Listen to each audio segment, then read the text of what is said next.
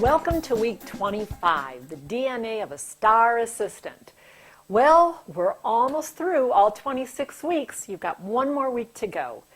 But this is a real breakthrough that I want to share with you. And right now there's a small piece of this in the Underneath It All book, but I'm going to be writing a white paper on this information, and we will be providing that for free on our website. So what are the qualities, attributes, attitudes, and behaviors of a star assistant? Why do certain assistants stand out and shine a little brighter than other assistants? Are star assistants created, or is it their innate abilities that make them a star? Are there certain qualities a person needs to be successful working in this profession? Well, I can say after 36 years, we do have answers. We have made a breakthrough with this whole issue or idea of a star assistant and the DNA. What does it take? We have discovered that stars, yes, are born. That there are certain innate talents that an individual has. It's just part of their natural wiring that help them be highly successful, especially as they move up through the ranks in the profession, working for presidents and CEOs. And then what they do is they just develop some of these other competency areas. What does this mean for you?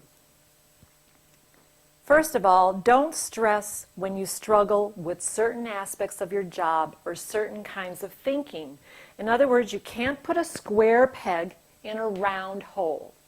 I know my wiring well enough, and I know that there are certain things that I just am not wired for. For example, I'm a big picture thinker. I do get to the details when I have to, but it's not first thing that comes to me.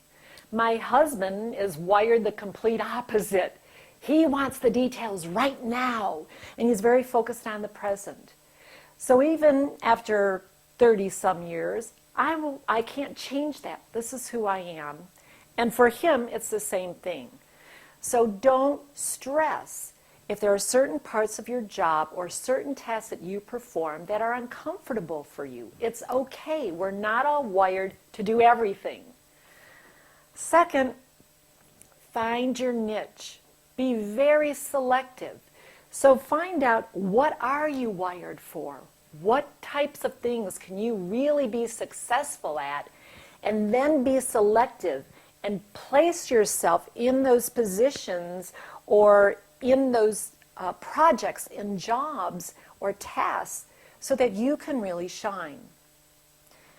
Last is, every person has a star inside. I have discovered that after 18 years of training and working with administrative professionals. Every person has a star inside. It's just some shine a little brighter. Some administrative professionals are more outgoing. Some of them are more, you might say, out there and in your face. Other administrative professionals certainly shine. They just go about it in a quieter way. Here's the activity for you. One is that we do have an article that was published on the DNA of a star assistant. It was published in the April issue of Office Pro, and you can request, again, a copy of that article, or actually we can send you a PDF of the article by writing us at staff@officedynamics.com.